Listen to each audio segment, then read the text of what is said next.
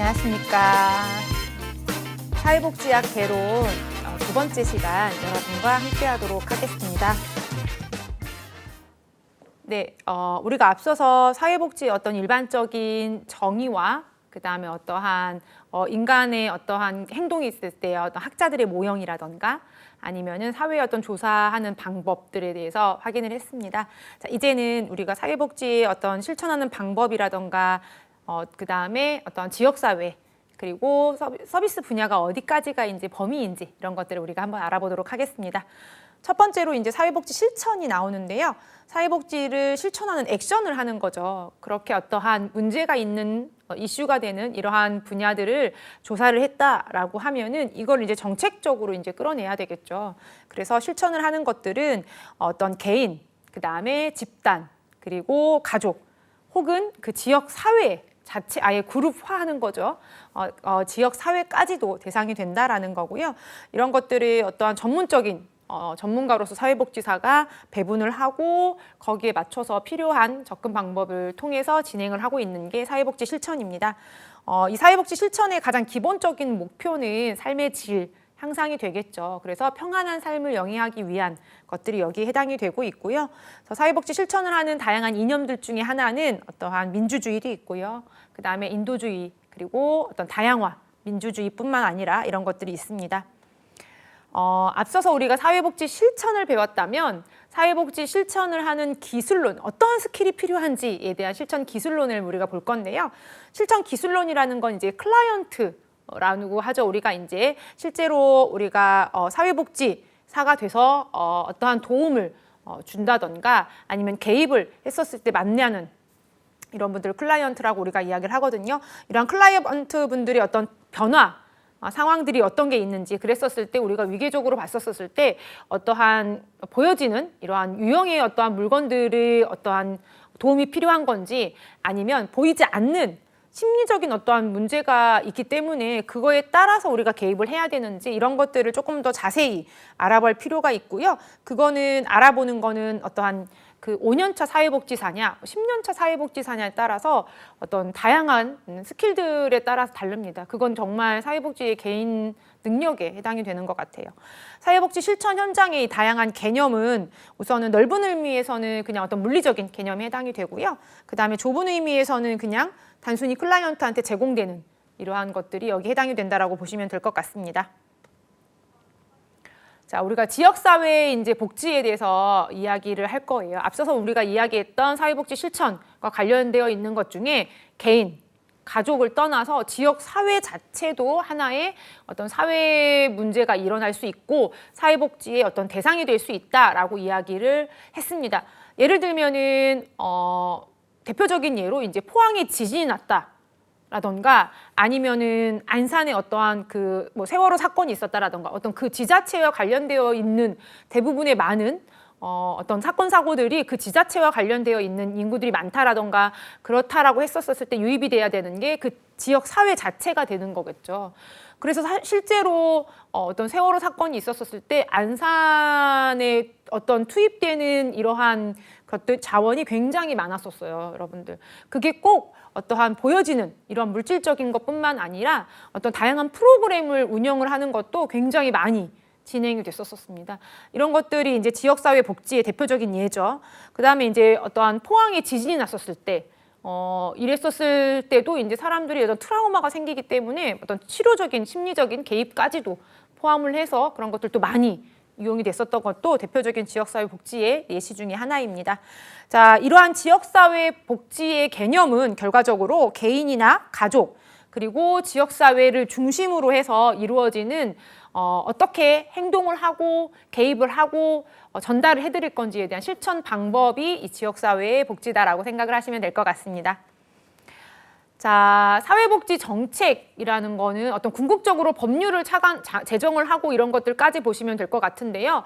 범위를 조금 구분을 하셔야 돼요. 이 소셜 폴리시다라고 하면은 사실은 좁은 의미에서는 그냥 그 사람한테 개입되는 프로그램, 정책적인 어떤 노인회관의 어떤 프로그램, 노인복지나 노인종합복지관의 어떤 프로그램 하나 운영하는 거예요. 자, 그러다 보면은 사회복지 정책의 어떤 범위는 굉장히 작은 범위가 되겠지만 이게 만약에 보건의료라던가 아니면은 주택과 관련되어 있어서 뭐 저소득층이라던가 노년층의 1인 가구한테 어떤 주택 지원하는 사업이라던가 아니면 청소년들을 위한 이러한 학교 사회복지라던가 군에서의 어떠한 이러한 사회복지 필드라던가 이게 만약에 굉장히 범위가 넓어지면은 사회복지 정책이 곧 사회정책이 될 수도 있겠죠.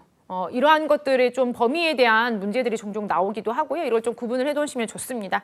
자, 그래서 사회복지 정책의 어떠한 유럽에서는 사회복지 정책을 그래서 공공정책이라고 이야기를 하는 경우들도 있어요. 그래서 대학교마다 이 사회복지 관련되어 있는 이러한 학문이라던가 어떤 정책적인 제도적인 것들, 그다음에 행정적인 이런 학문들 같은 경우에는요, 정책대학원 아니면 뭐 공공정책대학원 뭐 이런 식으로 해서 특수대학원으로 이렇게 빼서 응용학문이기 때문에 빼서 진행을 하는데 대학교마다 이러한 그 대학원의 이름이 특수대학원의 이름이 달라진다라는 거죠.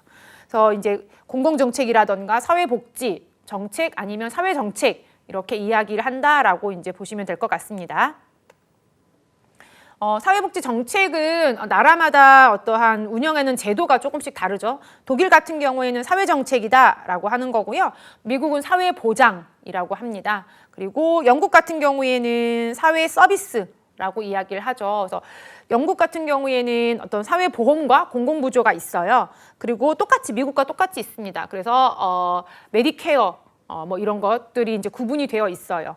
근데 이제 영국에서 보시는 것 중에 하나가 퍼스널 사회 서비스라고 해서 아예 대상군을 구분을 해놔서 봤죠. 근데 이제 뭐 각 나라마다 다 조금씩 다르기는 하지만 그러한 영국에서는 이러한 특징이 있다라는 것 좀 구분하셔서 보시면 될 것 같습니다. 자, 사회복지와 관련되어 있는 행정의 어떠한 범위를 봤었을 때 이러한 정책적인 거를 펴려면 행정적인 업무가 수반이 돼야 되겠죠. 이 행정적인 업무의 범위를 어디까지 볼 거냐라는 것들이 이제 첫 번째로 나옵니다. 그랬었을 때의 그 어떤 협의의 개념의 사회복지 행정은 적어도 어떤 그 조직의 총체적인 활동을 운영하는 거고, 광의의 개념, 굉장히 넓은 어떤 범위에서의 사회복지의 행정을 봤었을 때는 여러 가지 사회과학적인 것까지도 포함을 하고 있다. 더 넓은 의미다라고 보시면 될 것 같아요. 앞서서 제가 정책을 설명했던 거랑 비슷한 맥락입니다. 그랬었을 때 사회복지 행정의 다양한 이념들이 이제 나오는데요. 첫 번째가 이제 효과성. 그 행정적인 절차가 얼마만큼 프로세서가 원활하냐라는 거죠.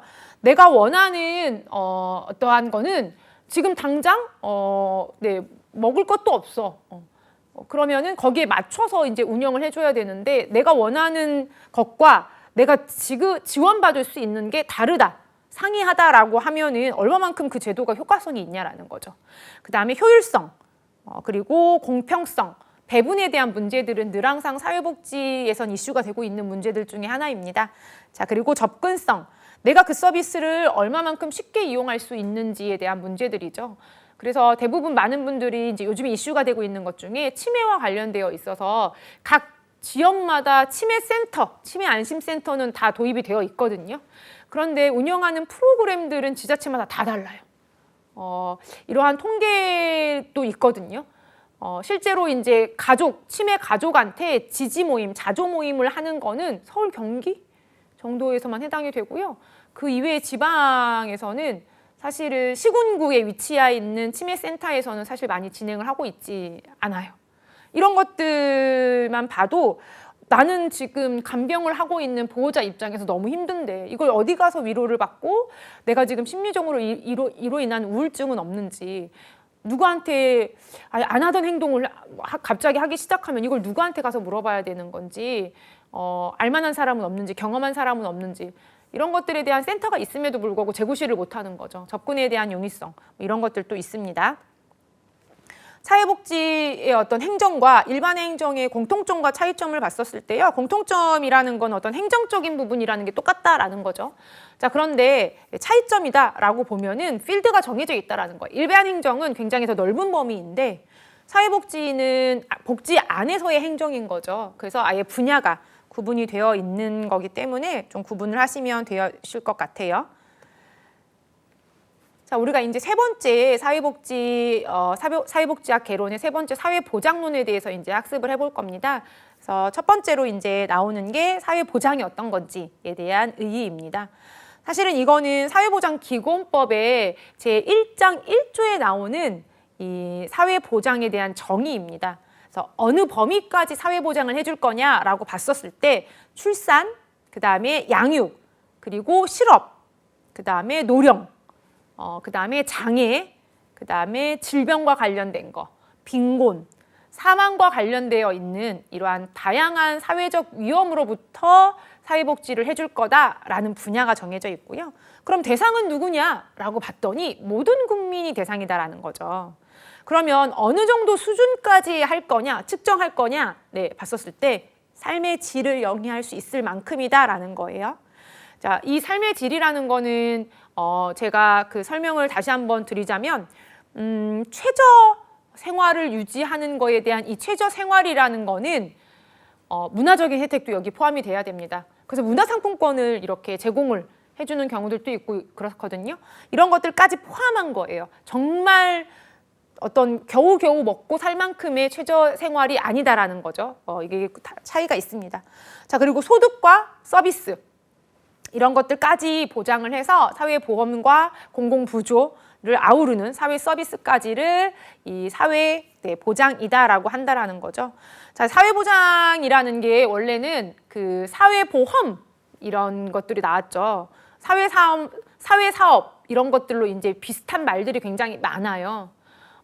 그래서 막 검색을 사회사업, 사회보장 이런 걸 검색해 보면 거기 다양한 것들 중에 한국에서는 사회보장과 관련되어 있어서 사회보장기본법이라고 한다, 사회보장이라고 한다, 사회사업이라고 하지 않는다라는 거죠. 이런 것들이 이제 나오기도 합니다.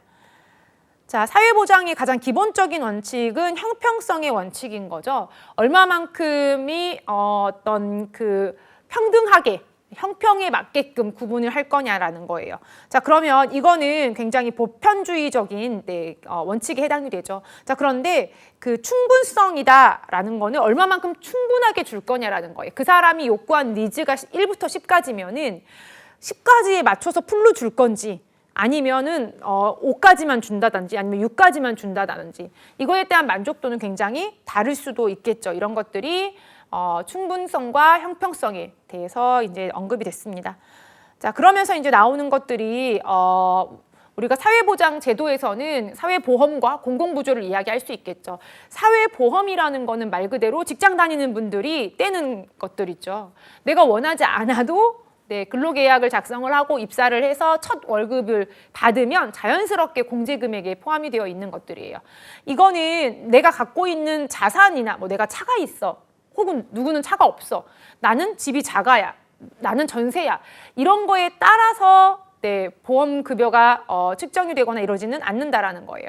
그냥 지금 현재 이 달에 내가 받은 급여에 따라서 계층이 구분이 돼서 공제가 된다라는 거죠.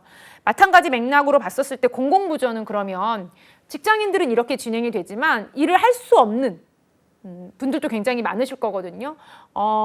벌써 저희 그 이슈가 됐던 것 중에 하나가 뭐냐면 노인 빈곤율이 전 세계 1위죠.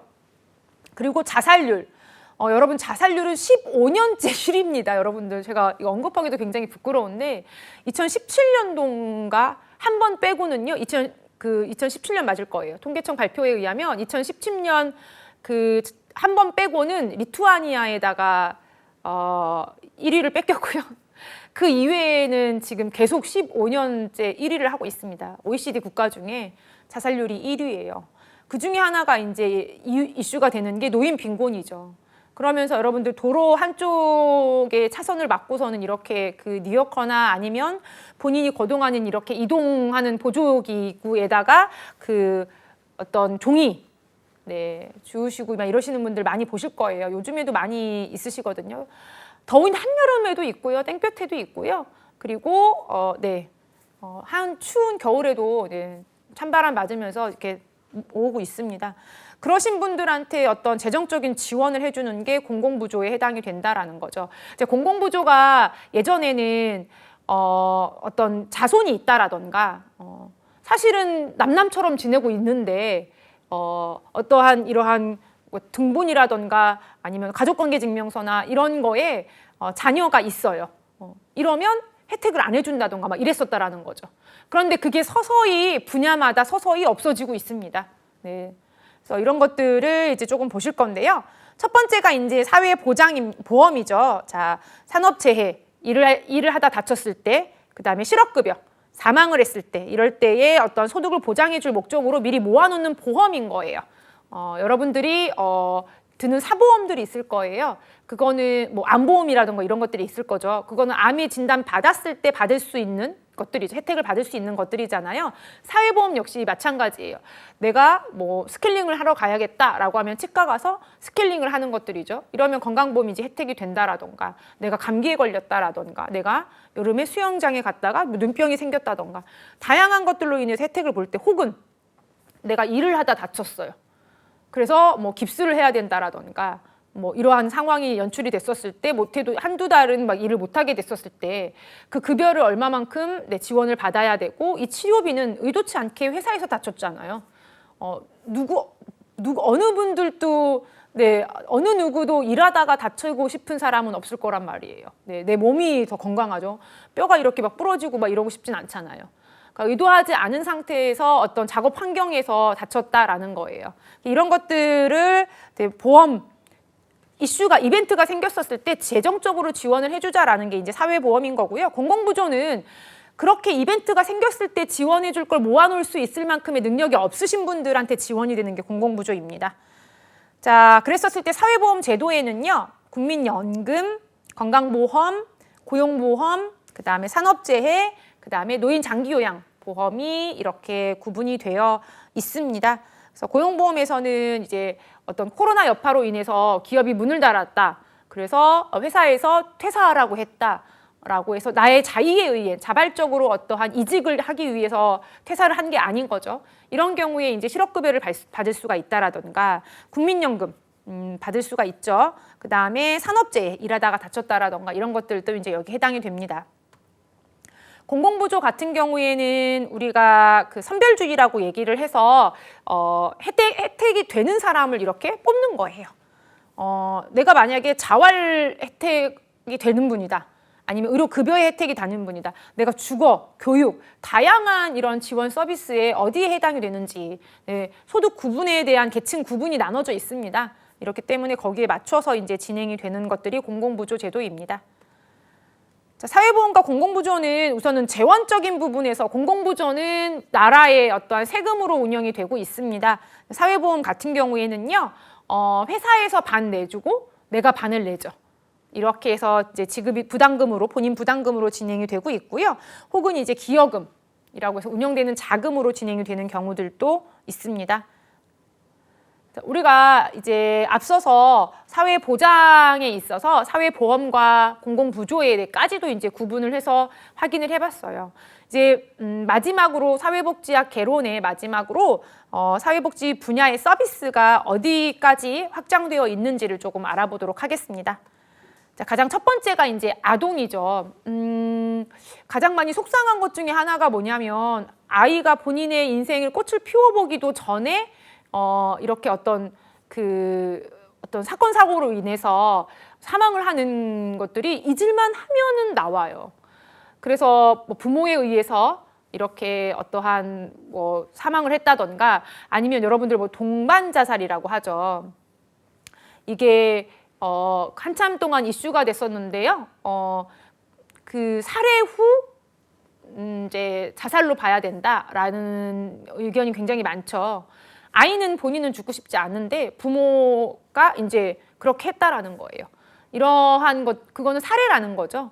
이런 것들과 관련되어 있는 이슈는 끊임없이 있습니다. 자, 그래서 아동복지와 관련되어 있는 것들, 그리고 노인복지와 관련되어 있는 것들이 굉장히 많이 개정적으로 많이 조금 정책적으로도 그렇고 많은 것들이 이제 되고 있는 것 중에 하나인데요. 왜냐하면 우리나라가 이제 저출산 국가이기 때문에 그렇고요. OECD 발표에 의하면 우리가 2300년에는 대한민국이 이제 없어질 거다. 뭐 이렇게 이야기할 정도로 저출산이다라는 거죠. 인구 절벽이라는 거는 뭐 예전부터 이제 있었던 이야기고요. 그렇기 때문에 이제 아동에 대한 복지, 출산, 육아 관련되어 있는 재정적인 부분들이 끊임없이 이제 예산이 많이 늘어나고 있어요. 그래도 이제 현실적으로는 이제 많이 부족하게 이제 그 혜택을 보시는 분들 입장에서는 부족하다라고 느끼던 거죠. 아동복지 같은 경우에는 나라마다 혹은 법마다 나이를 구분하는 기준이 조금씩 많이 다르거든요. 근데 이제 일반적으로 아동이다라고 하면은 만 16세 이하로 보는 경향이 많다라는 거고요. 아동복지법에서는 18세 미만으로 보고 있고, 소년법에서는 20세, 그 다음에 근로기준법에서는 18세 이하를 아동으로 분류한다라는 거죠. 이거를 조금 통합시키자라고 했던 것도 굉장히 많았었거든요. 그랬는데도 아직도 이제 이루어지고 있지 않고 있습니다. 현대사회의 아동 문제다라고 하면은 아동이라는 거는 미성숙된 성인이다라는 거죠. 그래서 어떤 여전히 그 아이들처럼 누군가를 보고 팔로우하고서는 따라하는 경향이 훨씬 더 많다라는 거예요. 부모를 통해서 배운다던가 선생님을 통해서 학습을 배운다던가 아니면은 어떤 조부모를 통해서 배운다던가 뭐 이런 다양한 것들이 노출되어 있는 환경이 많다라는 거죠. 우리 아프리카 속담에도 우리가 있죠. 한 아이를 키우려면 마을이 필요하다라는 거예요. 그만큼의 인적 자본도 많이 들어가고 그다음에 어떠한 주변의 요소들이 굉장히 중요하다라는 거죠. 그래서 이 아동이 현대 사회에서 갖고 있는 문제들 중에 하나가 뭐냐면 이제 코로나로 인해서 대면이 이제 안 됐기 때문에 이러한 대면하는 어떤 사회성이 떨어진다라던가 그다음에 휴대폰이라던가 이거 모바일 기기에 의존하는 요즘에는 그 아이들이 한글을 배울 때 여러분들 광고 많이 보실 거예요. 이렇게 그 태블릿 PC로 통해서 이제 보잖아요. 너무 굉장히 그게 자연스럽다라는 거죠. 근데 모빌리티나 이런 그 곳에 굉장히 익숙한 환경이라는 거예요. 제 아이만 하더라도, 제 아이만 하더라도 제 핸드폰에 지갑이 있다라고 생각을 해요. 엄마 지갑 안 가지고 와서 초콜릿 안 사줄 거야. 단 거 사주기 싫어서 제가 이렇게 이야기를 해도 엄마 핸드폰에 돈 있잖아 라고 표현을 한다라는 거죠. 제가 뭐 삼성페이를 쓴다던가 뭐 이렇게 하는 걸 보고 이게 습득이 된 거예요. 그러니까 이 아이들 세대는 조금 더 다른 세대인 거죠. 아예 MZ세대를 떠나서 이런 것들에 대한 현대사적인 문제들이 있습니다. 그랬었을 때 이제 좀 세분화해서 보자면 가족의 문제는 여전히 이제 진행이 되고 있죠. 빈곤과 관련해 있어서 가족들이 뭐 차에 탑승해서 이렇게 이제 뭐 바다에 빠졌다던가 뭐 아니면은 어떠한 어떤 사건 사고들이 굉장히 많이 있습니다. 이러한 것들이 여전히 빈곤과 관련되어 있는 문제들이 이제 직면하고 있는 것들 중에 하나고요. 그다음에 사회 환경에 노출되어 있는 것들 중에 하나가 이제 뭐 어떤 아파트에 있다라고 하면은 그 층간소음 관련돼서 사실은 위층에는 아이가 없는데 그 옆에 집이라던가 뭐 이런 데도 그 아파트 구조상 이렇게 그 전달이 된다라고 하더라고요. 설계 구조상. 그런데도 불구하고 어떠한 다양한 이슈들이 생기는 것들, 환경적인 부분이라던가 아니면은 어떤 우리가 정수기 물을 먹는 거. 제가 성장할 때만 해도 정수기 물을 먹지는 않았었던 것 같거든요. 근데 어릴 때부터. 근데 저희 아이는 자연스럽게 정수기 물을 먹고 있거든요. 이러한 어떤 환경 오염에 노출돼 있다던가 사실은 코로나 이전에도 봄 되면 우리가 황사로 인해서 마스크를 착용을 많이 했었어요. 한강 가서도 많이 목격을 했었었고 그래서 미세먼지, 초미세먼지 농도가 얼마다 이런 것들이 이제 연일 보도가 되기도 하고 막 그랬었거든요. 겨울에도 그랬고 봄에도 그랬고. 근데 이런 것들에 대한 문제들도 있다라는 거죠. 그래서 제 딸아이는 그 태어남과 동시에 유치원에 어린이집에 가고 어린이집 가서 자연스럽게 마스크를 쓰는 거죠. 그래서 마스크에 벗는 게 익숙하지 않은 이런 세대인 거예요, 이제는. 자, 그다음에 부적응의 문제들도 있다라는 거죠. 다양한 문제들이 있습니다. 그 중에서 하나가 이제 어떤 특수한 그 장애 아동의 경우에는 거기에 맞는 사회 서비스를 진행을 해야 된다라는 것들이죠.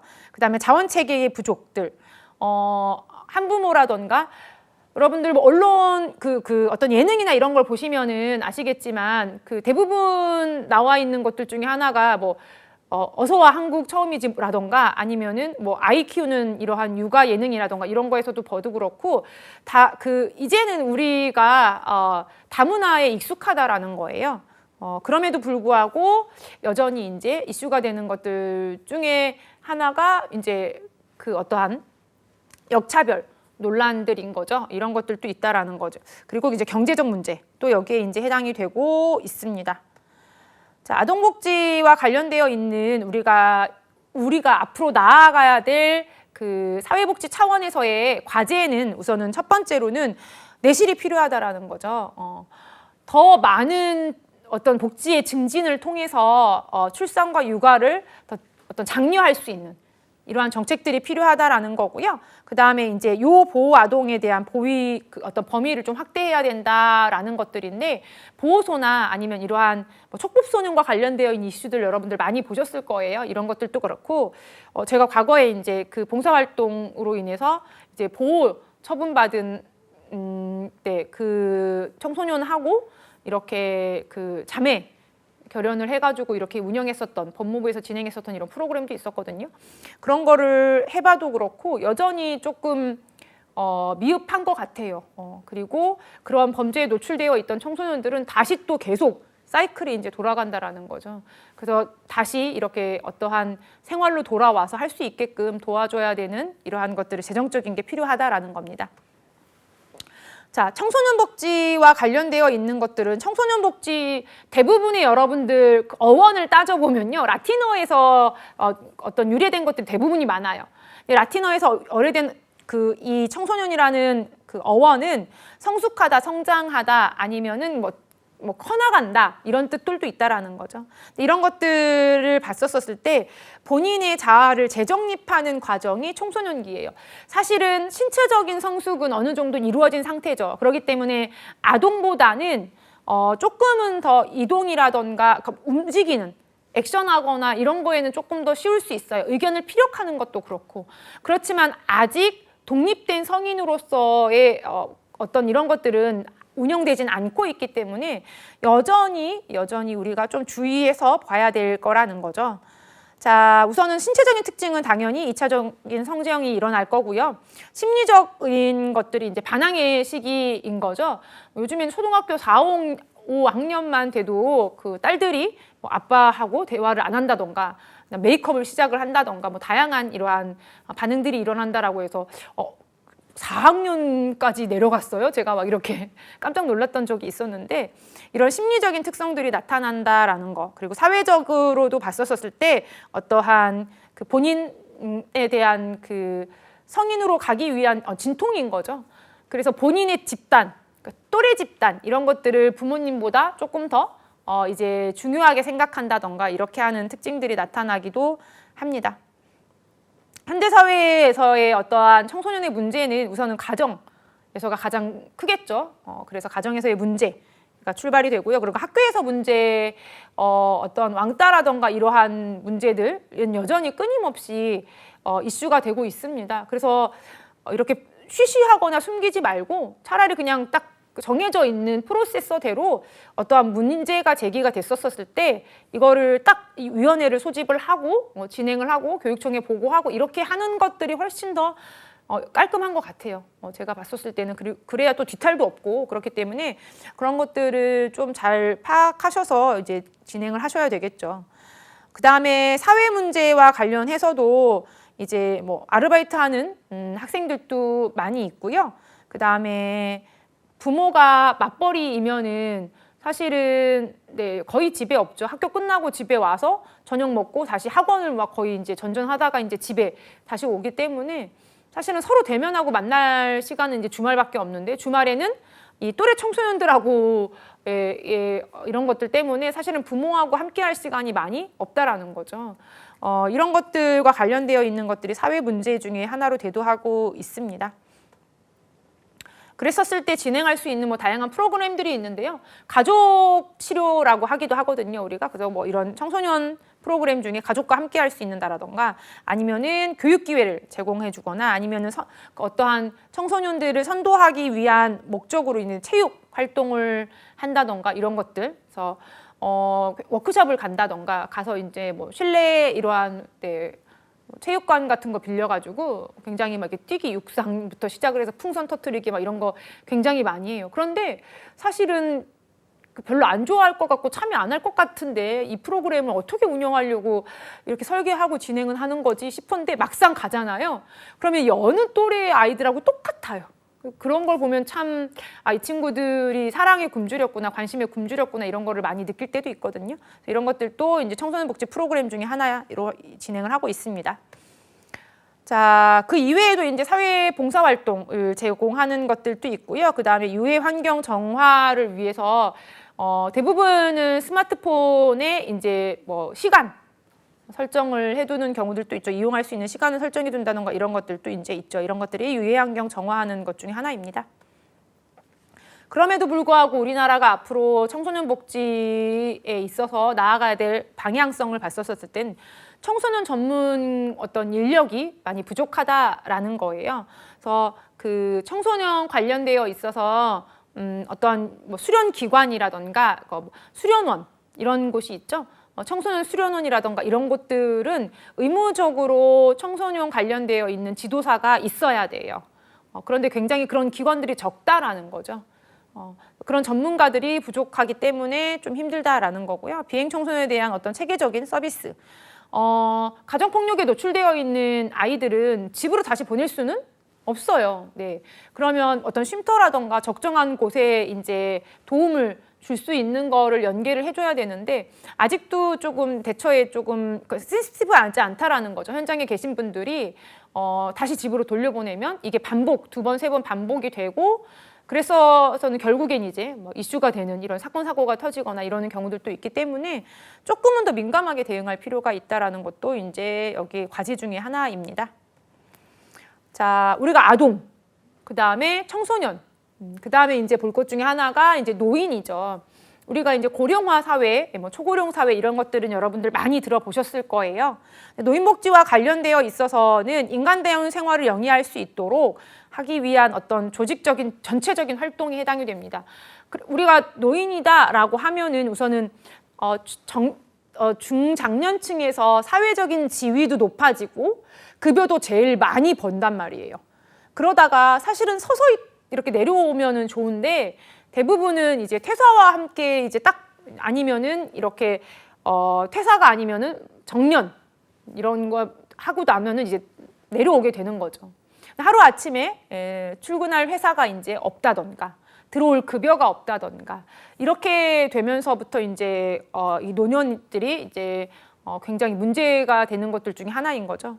자, 노인복지법에서는 시행규칙 10조에 나와 있는 것 중에 하나, 노인복지로 규정한 것 중에 하나가 뭐냐면 시설에 입소할 수 있는 자는 65세 이상의 노세자로 부양 의무가 없거나 부양 의무자가 있어도 사실은 의무자가 있어도 능력이 되지 않은 자는 시설에 입소할 수 있다라는 거예요. 과거에는 이게 없었거든요. 부양 의무자라는 게 있으면 무조건 시설에 입소가 안 되는, 그러니까 어떤 나라의 어떤 복지 혜택을 받을 수가 없는 이런 거였는데 이제는 그렇지 않다라는 거죠. 불과 한 10년 전만 해도 그 일본에서 그 노인과 관련되어 있는 사회복지에 이슈가 됐었던 것 중에 하나가 뭐였었냐면 고독사. 그 노인 고독사가 이슈가 됐었거든요. 근데 지금 우리나라에서 현실적으로 이제 일어나고 있는 문제들 중에 하나죠. 이런 것들도 노인복지의 어떤 문제 중에 하나입니다. 자, 그랬었을 때 직면하고 있는 4가지 이 문제가 첫 번째가 빈곤의 문제고요. 두 번째가 질병. 아무래도 이제 어떤 만성질환과 관련되어 있는 것들이어서 고혈압이나 당뇨라던가 뭐 기본적으로 한두 개씩은 다들 가지고 계세요, 어르신들이. 네. 그리고 이제 역할이 상실했다라는 거죠. 내가 할 수 있는 역할이 상실했다라는 거에 대해서. 그러니까 집에서 이제 정말 우리가 흔히 말하는 듣방 노인네라고 표현을 하죠. 제가 이 단어를 굉장히 많이 싫어하는데 이렇게 돼버리는 거예요. 하루 종일 그냥 침대에 누워서 이제 TV 보다가 식사할 때 되면 나와서 식사하고 뭐 이 정도밖에 안 하는 상황이 돼버리면은 너무 사실 그 상상만 해도 슬프잖아요. 하루아침에 이렇게 돼버린다라는 게 내가 할 수 있는 일 없다라는 게. 그래서 잔존 기능을 많이 살려주라고 얘기를 하거든요. 우리가 장애인과 관련되어 있는 이런 프로그램을 할 때. 근데 노인도 마찬가지예요. 그래서 예를 들면은 내가 우리 부모님과 같이 이제 살고 있다. 딸하고 이렇게 3대가 살고 있다. 그러면은 엄마 나 예전에 해줬던 거 이 음식 해줄 수 있어? 라고 한다던가 이렇게 뭔가 조금 역할을 주라는 거죠. 그래야만이 이제 자기 만족도 생기고 이런다라는 거예요. 이런 것들이 이제 역할 상실에 대한 문제이고요. 그 다음에 이제 하나가 고독과 관련돼 있는 문제들인 거죠. 자, 그런 것들을 해결하기 위한 프로그램의 종류 중에 이제 소득 보장, 그 다음에 의료 보장, 주택 보장, 그 다음에 시설 보호. 예전에는 굉장히 시설로 보내는 것들이 많았는데 요즘에는 뭐 탈시설화 되어 있기 때문에요. 시설 보호도 이제 입소할 때의 조건이 굉장히 까다롭습니다. 그리고 기타 서비스 등으로 인해서 구분을 할 수가 있습니다. 자, 그럼에도 불구하고 노인복지와 관련되어 있는 과제는 사실 우리는 급속도로 지금 노인 문제가 대두가 많이 되고 있거든요. 그래서 이런 것들을 달성하기 위한 과제 중에 하나가 이제 전문 인력 양성. 앞서서 청소년하고 동일하죠. 자, 그리고 이제 취약계층 노인을 발굴하는 것도 중요하고요. 프로그램, 그 다음에 자원. 그러니까 갑자기 이러한 노인 문제들이 대두가 됐었단 말이에요. 이렇기 때문에 이런 것들이 정부가 대응할 어떤 시간이 많이 없었다라는 거죠. 준비할 시간이. 그리고 전문가가 이렇게 생길 시간도 많이 없었다라는 거예요. 근데 이제는 어느 정도 올라온 단계이기 때문에 그런 것들을 갖춰줘야 되는 상황인 거, 재정립해야 되는 이러한 시기다라는 게 노인복지의 대책입니다. 그다음에 이제 네 번째로 나오는 게 장애인 복지이거든요. 장애인 복지는 예전에는 이 단어에 대한 정의를 가지고도 굉장히 이슈가 많았었어요. 장애자, 장애우 막 이렇게 표현하는 것들도 과거에 많았었는데 그냥 장애인인 거죠. 사람 한 명인 거예요. 그냥 인간으로서 보는 거죠. 그리고 예전에는 장애인의 반대말을 일반인으로 봤었거든요. 그럼 장애인은 일반인이 아니란 뜻인 거잖아요. 여기서부터의 어떤 차별이 오기 때문에 장애인과 장애인이 아닌 비장애인 이렇게 이제 보기 시작을 한다라는 거죠. 비장애인이라는 건 아직 장애인이 되지 않았다라는 건 거예요. 언젠가는 장애인이 될 수도 있다라는 거죠. 이러한 것들이 어떠한 차별점을 두지 않고 언어 사용하는 데 있어서의 이러한 것들도 굉장히 많이 오랜 시간이 걸렸어요. 사실은 이 단어 하나를 변경하고 하는데도. 그래서 결국에는 이제 장애인이다라고 하면은 우리가 봤었을 때 협의의 개념에서는 생물학적이나 혹은 해부학적인 차원에서의 어떤 정신적, 신체적 결함에 어떤 손상이 있거나 이래서 운영을 하는데 기능상의 운영을 하는데 한정적인 사람이 일단 협의의 개념의 장애인이다라고 하면은 넓은 개념의 어떤 장애인이다라고 하면은 굳이 신체적 손상이 아니다라고 하더라도 정신적으로라도 어떤 결함이 있거나 자기의 어떤 의사 피력을 하지 못할 이러한 상황이 됐었을 때에도 여기에 해당이 된다, 장애인에 해당이 된다라는 거고요. 우리가 왜 이 넓은 개념의 어떤 장애인을 보냐라고 하면은 여러분들 그 연구했던 논문 중에 하나 뭐가 있냐면요, 여러분들. 신체적 장애가 있는, 기능상 장애가 있는 사람과 장애가 없는 사람의 자살률을 봤었어요. 자살률을 봤는데 이게 굉장히 통계를 봤었을 때 너무 깜짝 놀랐던 것 중에 하나가 뭐냐면 만 65세 이상자 중에서 신체적 장애가 없는 사람의 사망률이 훨씬 더 높아요. 이건 무슨 얘기냐면 일반적으로 우리가 생각을 했었을 때는 나이가 똑같이 들었을 거란 말이에요. 그리고 일도 못할 거고 그러면 몸이 불편하신 분이 더 자살률이 높을 거다라고 생각을 했다라는 거예요. 그런데 접근하는 대상을 보려고 봤더니 그렇게 이미 장애인으로 등록되신 분들은 장애인 혜택을 받고 있다라는 거예요. 재정적 지원도 받고 있고 뭐 차량을 구매할 때도 장애인 이런 혜택을 볼 수도 있고 주차하는 것도 그렇고 그러니까 서비스가 굉장히 많이 좋아졌잖아요. 여전히 물론 조금 힘들어요. 힘들지만 그럼에도 불구하고 나아지고 있어요.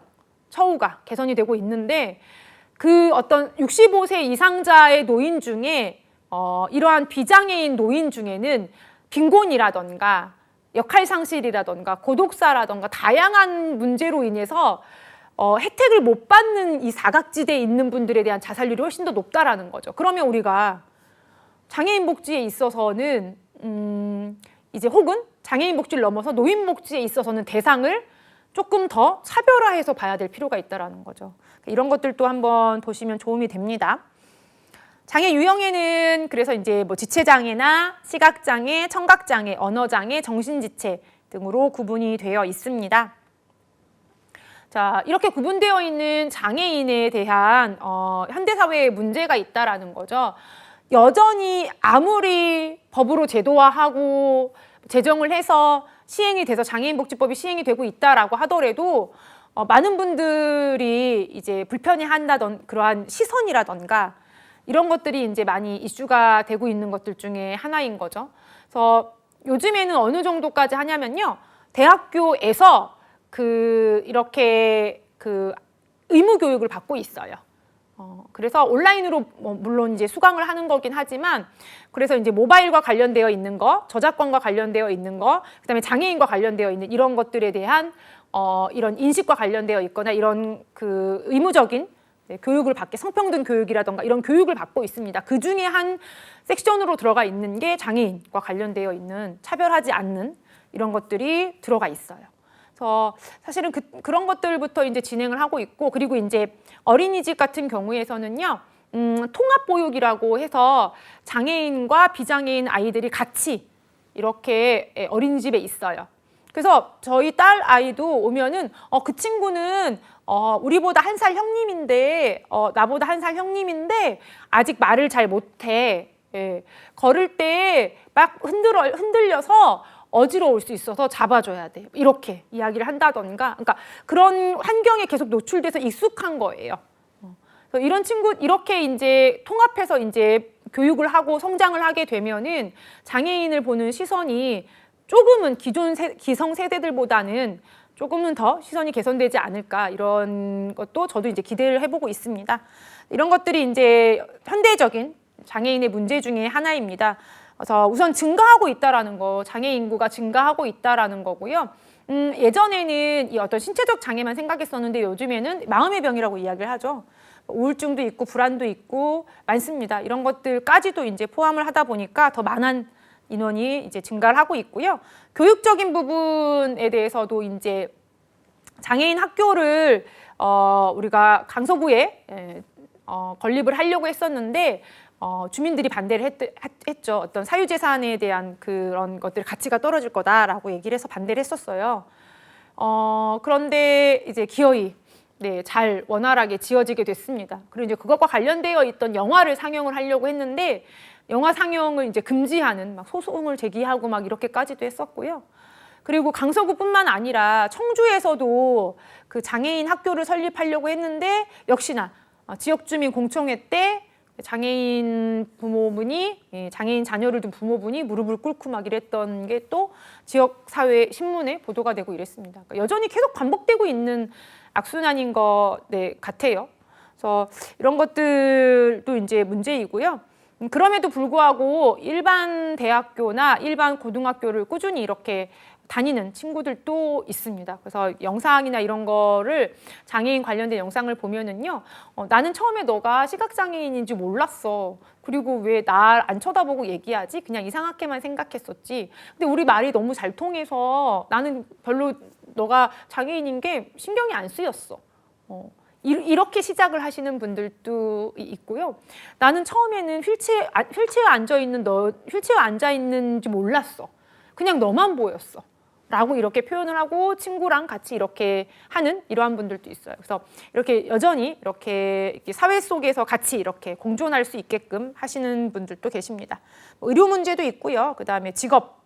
그래서 대기업 같은 경우에서는 어떤 장애인 채용을 우리가 권장을 하고 있고요. 그리고 이제 장애인 채용을 하게 되면 지원을 해주는 것들도 있습니다. 그래서 우리가 그리고 이제 공무원도 마찬가지죠. 그래서 장애인만 따로 이렇게 채용을 하는 것들도 있죠.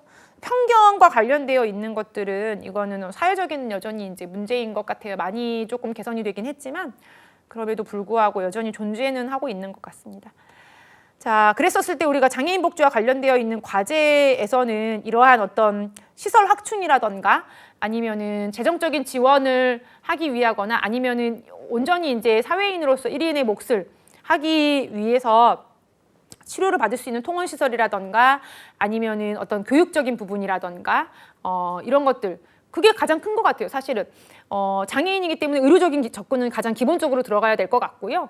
그 다음에 이건 개인적인 의견이지만 이 친구가 사회에 나와서 사회 한 1인으로서 사회보험을 내고 이렇게 직장 생활을 할 수 있도록 자립시키는 게 굉장히 많이 중요하잖아요.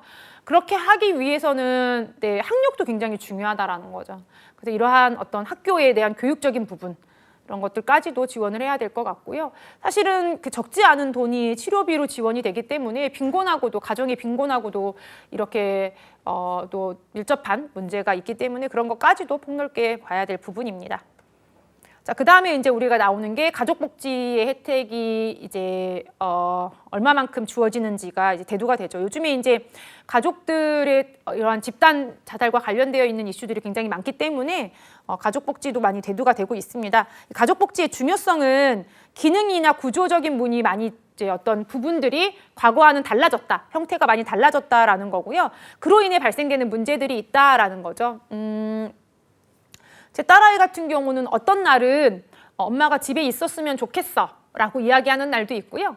어떤 날은 엄마가 예쁘게 하고 일하는 게 나는 좋아. 어린이집 올 때도 예쁘게 하고 와 라고 이야기할 때도 있어요.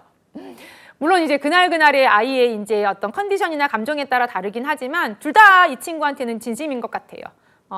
엄마가 있었으면 좋겠기도 하고 엄마가 다른 엄마들보다 멋져 보이고 일하는 것들도 좋고 뭐 이렇다라는 거죠. 이러한 것들을 봤었을 때 저희 집만 봤었을 때라도 과거에는 이렇게 어떠한 여성의 사회생활 진출이 많지 않았을 때에는 당연히 어머님은 집에 있고 뭐 이렇게 어떤 주부로서의 역할을 했었을 건데 지금 이제 그렇지 않다라는 거죠. 그래서 엄마 나 저녁 뭐 먹어? 라고 이제 중학생 된 딸아이가 이렇게 전화가 오면은 제 예는 아니지만 다른 사례를 들어서 들으면은 뭐 먹어? 라고 하면은 엄마가 주문해 놓을게 라고 하는 거예요. 그래서 우리가 어떤 배달 앱을 통해서 집으로 주문을 해서 보내준다라는 거죠. 이제 그런 어떠한 이런 배달 음식을 먹고 학원을 간다던가 이러한 환경적인 부분이 많이 이제 바뀌었죠. 이러한 것들로 인해서 발생되는 이제 다양한 목적들, 이제 어떤 문제들도 이제 야기가 될 수도 있습니다. 가족 문제 중에 이제 그 중에 하나가 이제 사회 경제적인 문제는 끊임없이 이제 이루어지고 있고요. 이슈가 되고 있고요. 그다음에 역동적인 가족에 이제 문제가 있다라는 거죠. 구조적으로 그다음에 어떤 역할적으로 바뀌어 있는 게 많다라는 거예요. 과거에는 어떤 가부장적인 이러한 어떤 가정의 이런 모습들이 이제 많았다라고 하면은 지금은 이렇게 자녀랑 이렇게 친구처럼 지내는 이런 부모분들도 많이 있고요. 그리고 그럼에도 불구하고 이제 권위는 있어야 되겠죠. 그리고 어떤 자녀를 나의 어떤 부속물, 나의 어떤 분신처럼 보진 않는다라는 거예요. 그냥 1인의 어떠한 객체로, 인격체로서 봐주고 그냥 성장할 동안 나는 서포트해주는 사람이야. 옳은 가치관을 가질 수 있도록 서포트해주는 사람이야 라고 생각을 하고 이렇게 가는 굉장히 많은 것들이 이제 가족복지에서 바뀌기 시작했죠. 그럼에도 불구하고 이제 여전히 발생되는 문제들 중에 하나가 이제 어떤 결손가정. 이거는 굉장히 많이 가속도가 많이 이제 붙었죠. 이제 예전에는 이제 제가 성장할 때만 해도 결손가족이다라고 하면 한부모 가족들이었는데 요즘에는 이제 이슈가 되는 게 이제 형태가 좀 달라졌죠. 재혼가정. 재혼가정이 이제 문제가 많이 이제 되고 있거나 아니면 이제 다문화 가족 이런 것들이 이제 이슈가 되고 있는 경우들이 많이 있습니다.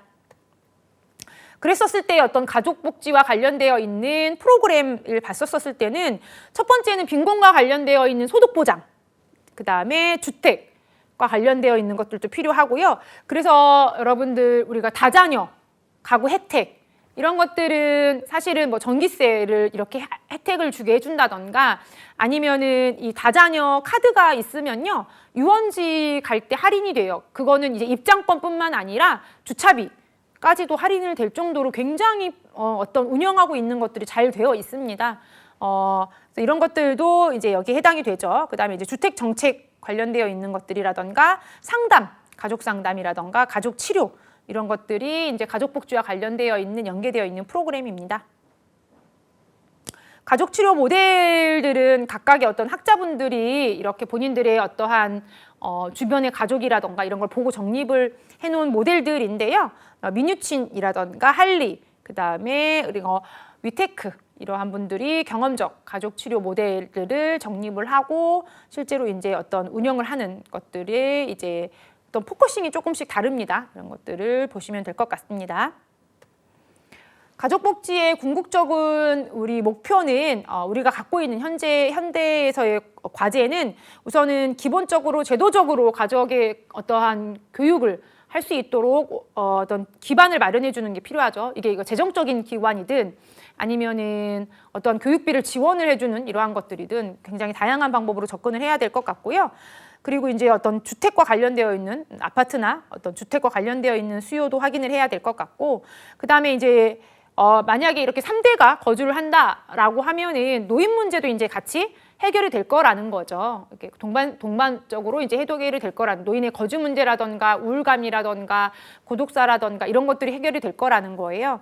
그렇게 해서 노인복지를 조금 더 이제 광범위하게 연결시켜 나가면 다른 분야랑 접목시키면 교육 쪽, 그 다음에 노인복지나 아니면 아동이나 청소년 과 관련되어 있는 것들과 학교복지 이런 쪽과도 연결이 될 수 있어서 서로 이제 상호 협력적인 것들을 우리가 운영을 해야 될 과제이지 않나라고 생각을 합니다. 자, 6번째 나오는 게 이제 정신건강 사회복지입니다. 여러분들 정신건강 사회복지는 사회복지사의 진출 분야 중에 하나도 이 정신건강 사회복지이거든요. 그래서 우리가 개인이 어떤 주어진 어떤 환경, 그 환경에서 굉장히 이렇게 성장을 하고 있고 그 환경은 굉장히 늘 항상 역동적으로 변화하고 발전을 하고 있는데요. 그런 것들에 잘 적응할 수 있도록 해주는 게 이제 정신건강이라는 거죠. 예전에는 건강하다, 튼튼하다라고 하면은 신체적 건강에 조금 더 포커싱을 많이 줬었거든요. 그런데 이제 근래에는 신체적인 것과 정신적인 것, 심리적인 것을 같이 동반을 해서 이야기를 하고 있습니다. 그래서 이제 사회 복지사 중에 이런 정신보건, 사회복지사와 관련되어 있는 이 정의를 봤었을 때는 정신적이나 혹은 정서적으로 장애를 인한 어려움을 겪고 있으신 분들한테 어떤 기관에서 접근을 해서 도움을 주는 이런 것들이 정신건강사회복지입니다. 네, 저희가 이렇게 이제 사회복지 서비스 분야에서 6가지의 어떠한 분야를 좀 알아봤어요. 다음에 우리가 남아있는 2가지 분야를 마저 이제 알아보도록 하고요. 오늘은 여기서 사회복지학 개론을 마치도록 하겠습니다. 저는 다음에 뵙겠습니다. 감사합니다.